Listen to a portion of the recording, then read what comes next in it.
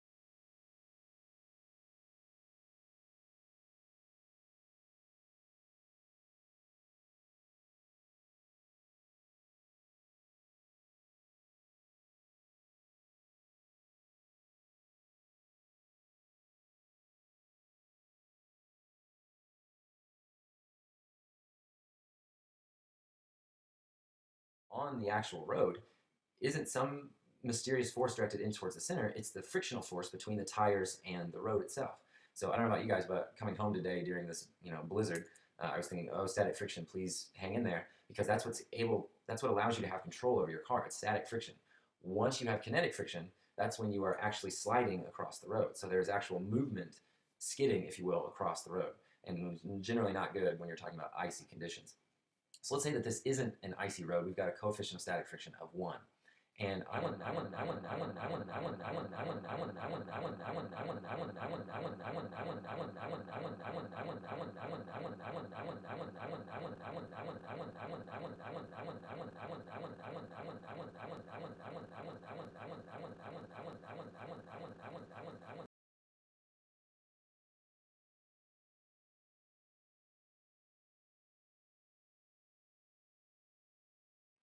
How about now? How about now? How about now? How about now? How about now? How about now?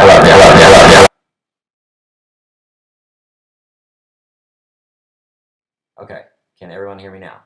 Jeez, thought I'd have that fixed, and I even got a reverb again. Ah, okay. So, in case you're just tuning in, or in case you can just now hear me, we're working a problem right here where we've got a car, we've got a track with a radius of 20 meters, we've got a coefficient of static friction of 1, and I'm wanting to know with what velocity can I take that turn. So again, oftentimes the key is figuring out, okay, what is the static frictional force? So here, we're looking at this from a bird's eye view. So we're looking at it as if we're looking down on the track and that car is going around in a circle. So it's that static frictional force coming in that, okay. Hey, can everybody hear me now? Hang on, I'm getting, this is so fun because it's like you guys are updating me on how untech savvy I am. Let's see. How about now? Is this good? We feel good about this? Okay. So, okay, again, the key to these problems is looking at, okay, what is the static frictional force? In this case, or excuse me, what is the centripetal force? In this case, it is static friction. Well, from here, once you have what the static, or what the centripetal force is, we'll then just start substituting in the equations for both sides. So centripetal force is MAC. And static frictional force, the only equation we have for static friction is mu s times Fn. Okay, well, the question is to find velocity. Well, where can we get velocity? Well, velocity is in centripetal acceleration. Now, I'm going to break down the right side as m times v squared over r. And then over here, I'm going to keep mu s, but I'm going to break apart Fn as mg. Now, since we're on a flat track, that normal force is just going to be equal to the weight of the car. So if you notice, I didn't give you mass, but oftentimes if they don't give it to you, you don't need it. Mass is on both sides, so it cancels. So solving for velocity, I'd multiply both sides by r, so that would give me mu s times g times r, and that's equal to v squared. So the last thing I have to do is just square root both sides.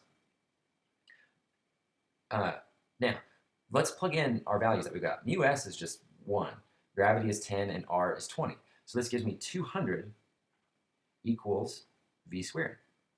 So your last step is just to square root both sides. The key to this problem is right here. Just writing out, okay, what is the centripetal force? In this case, it was static friction. Now, what if we've got a scenario where the centripetal force isn't necessarily static friction? It might be a little bit more complicated. So let's look at a planetary motion here for a second. So I've got my sun here in the center. I've got my planet out here. Let's put him at 1/5. No, let's put him at 200. And let's give ourselves a velocity of, I'm thinking we're going to need like 65 on this. Again, we want this to be in a nice, neat circle. Oh, drat, it's an ellipse. So in order to get circular motion from this, I'm going to lower my mass down just a little bit. So in order to get circular motion, I didn't have enough velocity, so I just ended up with that elliptical orbit. So I've got to up the ante a little bit. So let's start at 120 and see how we go from there. Okay, now, too much velocity. So let's reset and go to 100 and try that. And, oh, yes, okay. So here I have a circular orbit for the most part. It's nearly circular. I've got a little shortness here on this side, but this is probably truer to an actual orbit. Now, what's the centripetal force here? Well, if I stop it at any given moment, the force between these two objects is the force due to gravity. So, gravitation section, the force due to gravity, whenever you're close to the surface, is just mg. So whenever you're close to the surface of a planet, it's just your mass times the gravity at that particular section. But whenever you get further out from that planet, whenever you get out past that sort of realm, g is no longer g anymore. G is lowered as you keep going out, because the force due to gravity is now given as g m1 m2 all over r squared, where g is your universal gravitational constant. Now, g for our universe is 6.67 times 10 to the negative 11th, but again, that's just for our universe. Now, whenever you're working a problem like this, oftentimes there's a really popular multiple choice question, and it looks something like looks something like this. So they'll say that, you know, on Earth, a person has a weight that is, I don't know, let's do 500. So 500 newtons, that's their weight on Earth. And they might say, okay, you go to this new planet, we'll call it planet X. So FGX. You want to know the weight on that planet. And they'll give you the relationship between two planets. So let's say here's Earth, and then here's planet X. It's really big. Okay, it's got a larger radius. So let's say that it has a radius of planet X is, let's say it's 4 times that of Earth. Okay, so it's 4 the radius of the Earth. But let's say that planet X, the mass of planet X, is the same as that of Earth's.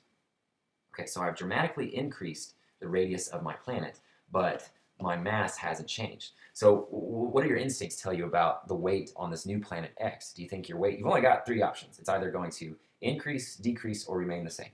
Now, the only way your weight could remain the same if none of these variables changed.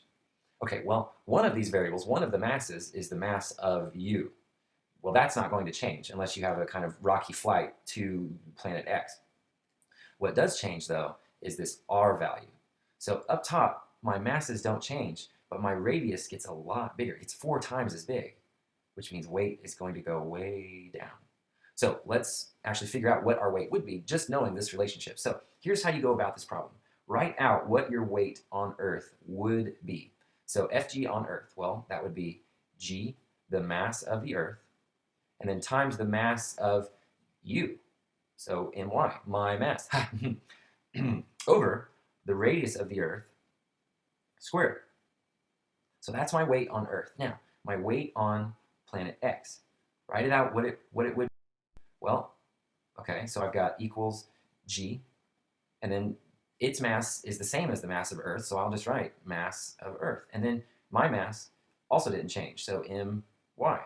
Now, here's where we get a difference, because it's over 4 times the radius of the Earth squared. Now, it's that whole term squared on the bottom, which means that I'm going to have 1 over 4 squared. So I've got 1 over 16 times, okay, so times G, the mass of the Earth, and then times the mass of me, all over the radius of the Earth squared. Well, this term right here, G, mass of Earth, mass of me, over radius of the Earth squared, that's the same right there, which is right there, which is, excuse me, FGX, right there.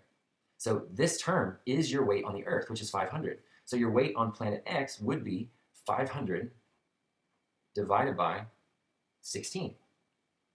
So the trick to these problems, to these types of questions, is making one term look like the other. Okay, so make one equation look like the other. Get one equation, get the one for FGX, get it in terms of everything that's in FGE, the weight of the Earth. Okay, let's try another one. Let's say that on Earth you have a weight. Let's say again you have the same weight, 500. Okay, but now you go to a planet that let's say FGX. We want to know new planet X, planet X1. Okay, well, planet X1, if this is the Earth, planet X1 is not only smaller, but it has more mass. So here's planet X. The mass of planet X is twice that of Earth's, and its radius, the radius of X, is half of what Earth's is. Okay, so I'm going to give you a minute to work on that, and then I'll come back and fill you in on the answer. Okay, be right back.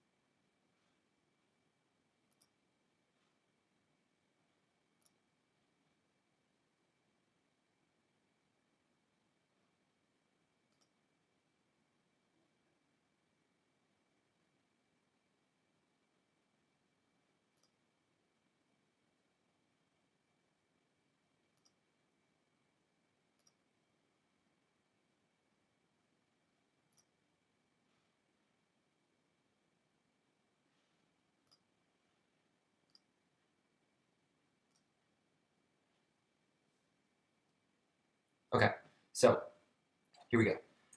Your weight on planet X.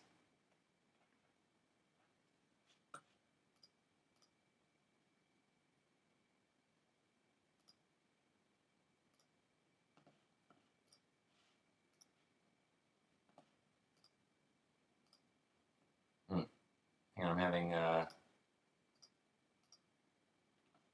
having some technical difficulties here.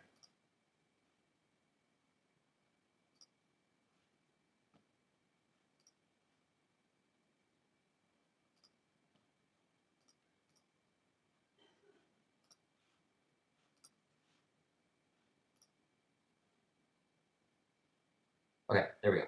So your weight on planet X. Well, again, it's going to be G, and then the mass of the Earth is going to be, or excuse me, the mass of planet X is twice that of Earth. So I've got 2 me. Now, my mass didn't change. And then I've got a radius on planet X of half that of Earth. So that 1/2 term gets squared also. So here we go. The 2 can come out right over there. And then I've got 1/2 squared, which is 1/4. So I get 2g, mass of the Earth, and then my mass. And then I'm dividing by 1/4 the radius of the Earth squared. Well, dividing by 1/4 is like multiplying by 4. So again, I factor out all the numbers, and I'm left with just g, mass of Earth, my mass over the radius of the Earth squared. So if I take that 4 and bring it up top, I end up with 8g me my over re squared, which is my weight on Earth, which means I would end up actually weighing 4 times as much on planet X as opposed to Earth. So 8 times 500. So those are very popular free response style questions when it comes to weight, and it's not just limited to the it's not just limited to gravity. It can be pendulums or springs or stuff like that. So let's do another example of this style of question. Let's do it with a circular motion format. So let's say that I've got an object moving in a circle with a certain radius, okay, call it r, a certain velocity v, and a certain centripetal force at just Fc. Okay, now let's say that I move the object out so that I am now at a new position that is twice as far. Okay, so now I'm at a position 2r, but my Fc stayed the same. Okay, so my Fc stays what it was before. Well, if I move out to a new distance and that doesn't change, that means that I have to have some new velocity. Now, what that new velocity would be, we have to look at up here. So let's say up here, Fc is ma, and a is v squared over r. Well, down here at this new position, well, I'm going to have some new velocity. I'll call it v2. Well, Fc stays the same, but now I'm at this new velocity v2 squared all over, well, now it's 2r. So it's tempting to say, okay, I go out to twice the distance, well, I'm going to have now half the velocity. Well, it's not quite the case. Now, keep in mind, this Fc is the same as this Fc, which is that. So let's take this term, let's plug it in down here. Let's figure out how these two velocities are related to each other. So I've got mv squared over r equal to mv2 squared over 2r. Well, mass is on both sides, so that cancels. And if I multiply both sides by r, well, my r cancels too. So my r's are gone. So that leaves me with v squared equals v2 squared divided by 2. So let's figure out how v2 is related to my initial velocity v. So multiply both sides by 2. I end up with 2v squared equals v2 squared, my velocity at that new position. Well, if I take the square root of both sides, that tells me that v2 is equal to square root 2 times v. Now, square root 2 times v, that gives me a different velocity at that position. And so if I take the square root of 2, I end up with 1.414 la la la la la. So think about, let's say up here I was moving with a velocity of 10. Well, here out at this new distance, I'm moving with a much higher velocity. So this stayed the same. This r increased, which means my velocity also had to increase in order for it to be the same centripetal force. So think about like a merry-go-round. You go out further and further, well, your radius increases, you're going to be moving faster. You better hope that you've got enough static friction to keep you on that merry-go-round. Otherwise, it's not going to be good. Okay, so let's look at another problem, and let's kind of switch gears and go to pendulums. We're going to come back to gravitation and circular motion, but I want to kind of switch gears for a second and go to pendulums and springs. So if I look at a pendulum, and again, we're going to make sure there's no friction, and let's go ahead and show the energy of this pendulum. And again, we saw that if I change the mass of the pendulum, it doesn't really change my period. And again, period, this thing is tracing it out right now. Period is the time necessary to complete one full swing. So if I start the clock right here, I'm going to end it right there.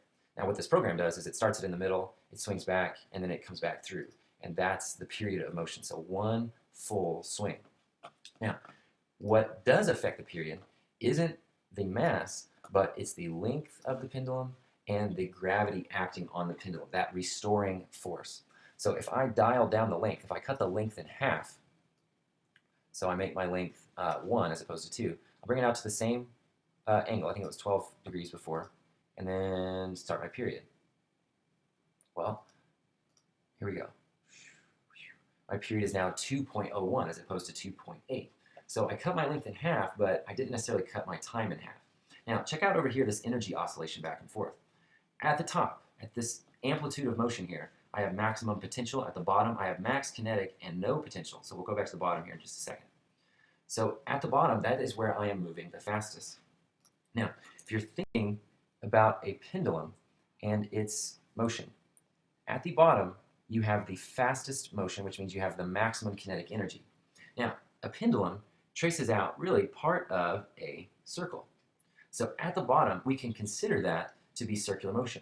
So I have gravity coming down, Fg, and I have tension coming up, Ft. Now, my centripetal force, here, it's not just tension, because gravity is also directed along the center line. So centripetal force is really what's left over directed towards the center. Well, that's going to be Ft minus mg. Now, centripetal force is still equal to mass times centripetal acceleration. So if I take Ft minus mg, and I set that equal to my centripetal acceleration, which is mv squared over r. Well, r really is the length, which doesn't change really ever. The length of the pendulum remains constant. But what does increase at that bottommost point is that velocity. Now, mass doesn't change, gravity doesn't change. If this term goes up, that term has to go up also, which means you have maximum tension at that bottom point. Now, to figure what that would be, you might be asked to determine how fast that pendulum is going at the bottom, which means you could use conservation of energy. If you knew what height you started, you know that you don't have any velocity up here at this apex. In other words, if I release it from up there, then my initial velocity is 0. So I could do k1 plus u1 plus the work done, but we're going to neglect friction on the pendulum, so let's just go ahead and cross that off right now, equals k2 plus u2. Now, if I think about the bottom and the top, well, at the top, I have no kinetic energy, because again, this side would be the top, or the amplitude position, and at the bottom, that's at the equilibrium position. Well, I have no final potential. So this term is mgh, and that's going to be equal to my kinetic energy, which is 1/2 mv squared. Now, mass on both sides, so it cancels out. And then gh, you can solve for velocity. And we've seen this before several times. We've got 2gh, and then we take the square root equals velocity. We've seen that quite a few times. And that's the speed that the pendulum would have at the bottom. So you can see that you can increase that speed if you draw that pendulum up higher and higher and higher. Now, in order for a pendulum to actually behave nicely, that theta has to generally be less than 30 degrees. But for our intents and purposes, all of our pendulums are going to be perfect. Now, what if I decided that I wanted to alter a pendulum? Let's say that I have a pendulum that has a certain length L and a certain period T. And I take that pendulum and I cut its length in half. So now my length of the new pendulum, I'll call this pendulum L1, its length is half of what it was before. Well, what does that do to the period of this pendulum? Does it increase it, decrease it? Does it remain unchanged? Well, period for a pendulum is related to, or is, 2 pi times the square root of L over G, the length of that pendulum and gravity. And we did this whenever we linearized that data. We squared both sides, so we got TP squared equal to 4 pi squared times, if I square this, then that just becomes L. And G is a constant, so I'm going to put it right here. I'm going to group those constants together. Y equals mx. Okay, but what we've done is I've cut this length in half. So up here, this pendulum, its period is just T equals 2 pi times the square root of L over G. And this pendulum down here with half the length, well, its period is the same thing. It's 2 pi times its length. But its length is 1/2 L. So that would be like L over 2 times 1 over G, so I can just put it there like that. Well, again, just like with gravity, you want to get this equation to look like this equation. And it's so close. It's 2 pi L over G, and here I've got this annoying 1 over 2 term in here. So what I can do, because all of these terms inside this radical are multiplied together, I can actually factor out that 1 over square root 2. So that's what I'm going to do. I'm going to factor out 1 over 2, the square root of 1/2, and then times 2 pi, and then times the square root of, capital L over G. I got it. I got this equation to look just like this one. So this term is right there. Oops, sorry about that previous equation. So that means that this term is our original period. So T1 is, again, the square root of 1 is 1. So 1 divided by square root 2 times my previous period, T, which means that my period is shorter because we just said square root 2 was 1.4. So 1 divided by 1.4 is going to give me a decimal, which means that period goes down. So if I decrease length, well, period and length are directly related. So if I decrease length, I also decrease that period. And we can see that with our simulator here. So if I make length, again, let's get in real time here. If I make length really short and start my period, well, now I'm at 1.4 as opposed to 2. And if I make the length way longer and then start my timer, whoa, the period just crawls. It's way longer than it was before. And again, getting the equations in terms of the other will help you out tremendously with particularly multiple choice questions. Okay, let's switch gears one more time and let's talk springs. Now, we worked with this simulation some, and I'm going to go ahead and make my friction none. And what was cool about springs is that gravity did not affect the period of oscillation. So I can change my gravity to anything else, and if I get my stopwatch out, I start my timer, I'm going to slow it down a little bit. And if I start it at the top and then stop it here at the top, I end up with a certain period. And if I change gravity from 0 to Earth and start my timer, it's going to be pretty close to what it was before. Now, I was probably off by a little bit in the previous timing. So gravity doesn't affect the period of a spring. What does affect the period of a spring is how much mass is attached and the spring constant. So 2 pi times the square root of m over k. So just like with a pendulum, if I increase how much mass is attached, I'm going to increase the time. If I increase the spring constant, I'm going to actually decrease the time because these two things are inversely related. Okay, now, just like before, we can do the same thing with these springs. So you can have a spring with a certain period, and let's say that if I have a mass m and a spring constant k, I have a certain period that's just t. Well, now, let's have a new spring, and let's say that it has a mass m2, and m2 is 3 times the previous mass. But my spring constant for this spring, k2, is 9, no, it is 27 times what the previous spring was.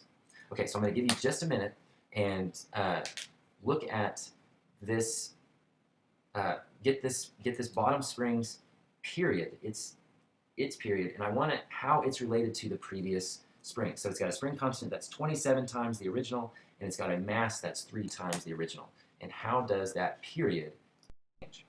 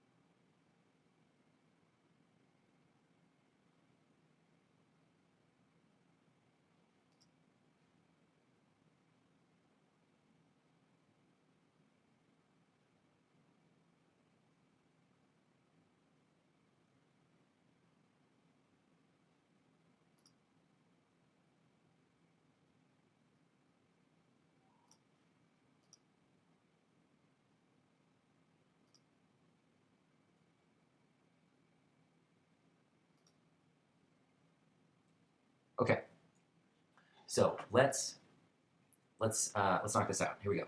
So the period for this spring would still be, losing my, there we go. So it would still be 2 pi times the square root of m over k. Well, our mass is 3 times what it was previously, and our k is 27 times what it was previously. Oh, look at that, 3 over 27, or 1 divided by 9. So my period, if I factor out that square root of 1 divided by 9, well, square root of 1 divided by 9 times 2 pi times the square root, well, I factored out this 3 over 27, so that leaves me with just m over k. Well, square root of 1 over 9 is really, square root of 1 is 1, and square root of 9 is 3, so this is 1/3. Now, I've got this 1/3 term, and then I've got 2 pi m over k. Well, this spring up here, its period is 2 pi times the square root of m over k. So I've got my T2 in terms of my original period. So T2 would be 1/3 that of my original period. In other words, this mass is oscillating much faster. So even though it's got more mass, my spring constant is 27 times as large, which means my spring is having much more force act on that block than before. Because of that, it's oscillating at a much greater rate. And we can see that with our springs here. So if I get this oscillating and I make the spring more rigid, it starts to, okay, so I make the spring more rigid and I let it go, and I get it in real time. Okay, it's oscillating very quickly. Now, if I make the spring softer, in other words, if I decrease that spring constant, and let's just keep the same mass on there, it's going to oscillate at a much lower rate than before. So in the example that I just did, you had low mass, so let's get the period here. Let's say it is right there, and then right there, so 0.7. Now, I tripled the mass that was attached. So 50 times 3 would be 150. Oh, bollocks, why wouldn't you put a 150 mass on there? Can I add 2? No. Well, handy. So I've doubled the mass. Let's dial up our spring constant. Okay, and then attach our mass, let it go, and then boop, and then boop. So pretty close to almost half. So I made my spring constant much harder, not very accurate up here, and I doubled my mass. Okay, so in this last little bit, I want to talk about kind of the whole big picture together. So I'm going to talk about what we've talked about with energy and gravitation and gravitational potential energy. That's what I want to finish this section up with, this video up with. It would probably be a pretty good idea to really hone in and pay attention on this last bit, if you catch my drift. So let's look at a solar system, but let's make it a little less circular. Let's make it a little bit more elliptical. So let's put that at 50. Let's see how we do. And excellent. Okay, so we don't enter the sun, so our planet's not dead. So awesome. Now, if you look right here at this section closest to the sun, it whips around there very quickly. Well, a couple reasons for that. One, if you imagine that as like a tiny part of the circle, again, we're in an ellipse, but if that's the tiny part of the circle, well, what is really large at that point closest to the sun? Gravity. Because my radius is much shorter, gravity has shot way up because the two masses didn't change. Radius went up, therefore, excuse me, radius went down, therefore gravity went up, that force. Now, you also notice that velocity increases dramatically right here, but is very low out here. Now, why is that? Well, if you think about it in terms of energy, and you look at the equation for gravitational potential energy, whenever you're close to a planet, whenever you're close to the surface, potential energy is just mgh. But whenever you get further away from that planet, the further and further out you go, the more g, 9.8 or whatever the planet is, the more that changes. So whenever we're dealing with planets and orbits and things far off, we use this equation, g m1 m2 all divided by r. And again, that r is the distance between the two objects' centers. Now, this negative is because we say that ug equals 0 only when r equals infinity. Now, we'll always have an r that is less than infinity, which means we have a ug that is always less than 0 or negative. Okay, so let's look at an example here with, and let's do it with our solar system here. So I launched it with an initial velocity of 50. So if I kind of retrace out my orbit here, okay, there's the sun, and then here's my planet. At this point, I'll call that V1. I'm at a certain distance, which is R1. And then right here, I'm at another distance, which we'll call R2. And I'm at a new velocity here, V2. Okay. Now, at this point, over here, R is much larger than over here. So if R goes up, those two don't change. So if R increases, then the number that this term has decreases, but it decreases negatively, which means if you think about a number line and there's 0, you are getting closer to that 0, which means your potential energy is actually increasing. So with a larger R, the more potential energy you have. The shorter your R, the less potential, which means the more kinetic you have. So we can utilize the conservation of energy for planetary motion. The only thing that's different, the only thing that's changes between a problem like this and a problem where you've got a cart on a hill and it rolls down, blah, blah, blah. The only thing that changes is the fact that our potential energy is now not mgh, it's negative g m1 m2 over r. Okay, so I can cross off work, we can neglect any friction out here in our universe, and the kinetic energy is still just going to be k, or 1/2 m, we'll call this planet m1, and then our sun, we'll call it m2. So 1/2 m1, and then times v1 squared. Now it's going to be minus g m1 m2 over r1. So for my initial potential, if I use this point right here, the point where it's farthest away, as my initial side, well, I have to use that radius. Now, that equals 1/2 the mass of my planet, m1, and then v2 squared minus g m1 m2 all over r2. Now, if you look, what's in all of the terms? The mass of my orbiting body. And that seems to cancel most of the time. It's because when we were looking at circular motion, we said that gravity is the centripetal force. Well, break those apart, gravity, kind of scoot down here a little bit, there we go. And we'll come back to this conservation of energy here in just a second. But the force due to gravity was my centripetal force, which was g m, I'm going to go mc for the mass of the central object, and then ms for the mass of the satellite, all over r squared. That equals mac, and you always go the mass that's actually doing the accelerating, which would be the mass of the satellite, which cancels out. Now, ac is v squared over r. And so you can look and see, okay, if I get v by itself, in other words, if I multiply this side by r, well, I end up with g mc over r being equal to v squared. And that tells you right there what affects the velocity of a particular planet. It's the mass of the central object and how far away it is. So if I gave you a problem where you have Earth and then you've got all these different satellites at different distances, which one is going to be moving, say, the slowest? Well, the one that is furthest out, because they all have the same mc. But if r increases, velocity must decrease because those two are inversely related. Okay, now back to our conservation of energy up here.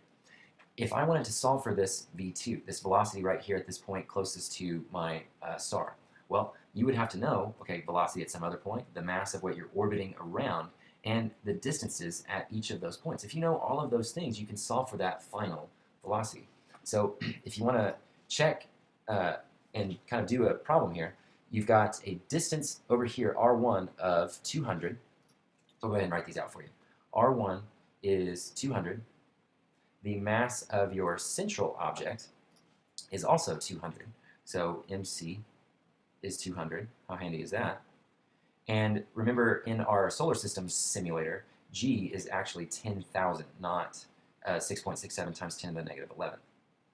So R1 is 200, MC is 200, G is 10,000, and my initial velocity, or V1, was 50. So V1 was 50. And then R2, my point where I am closest to the star, is going to be, okay, that's interesting. There we go. R2 is 20, let's go with 30. So R2 is 30. And I want you to solve for that velocity at that closest point. And just so when you do this, you want to check and make sure that you're doing it right. Let me just kind of, oh, that is pretty close. You are going to get a velocity that is probably pretty darn close to 350. It'll actually probably be 355 or maybe 353 or so. So that's what you should get for V2. Okay. And again, you can work on that and solve that. So in summary, key to circular motion problems is first figuring out, okay, what is my centripetal force? Once you figure out what that is, you can start breaking the problem apart. So say you're dealing with a car on a track. The centripetal force is going to be static friction. Say you're dealing with a planet orbiting in a circle. Well, the centripetal force is going to be the force due to gravity. Say you're dealing with a pendulum, but that's moving in a circle, so a conical pendulum. Well, your centripetal force there is going to be FTX. It's that tension force that's directed in towards that center. Because imagine that this pendulum is coming out of the board towards you and then coming in like that. So you could, I don't have anything on hand, I don't have my keys on a lanyard anywhere, but it's moving around in a circle like that. So you've got that tension force at an angle. Well, you got an FTY, which is canceling gravity, and you got an FTX, which is allowing it to move in a circle. And your circle is going to be flat like that. Now, remember, anytime an object no longer has, that circle was horrible, but anytime an object no longer has that centripetal force, it will leave with whatever velocity it had tangent to that path. So if you're dealing with a conical pendulum, it will leave as a horizontal projectile. If you're dealing with a car on a track and it encounters, say, an ice patch, it will leave. It won't skid, out some weird direction or anything like that. It will skid tangent to the path. And that's because you've lost that centripetal force. You've lost that force directed towards the center, which means you no longer have that, that acceleration directed towards the center. You just fly out straight. So that's what I've got for you. Be sure that you take a look at those problems that I suggested and just study up and you'll be fine.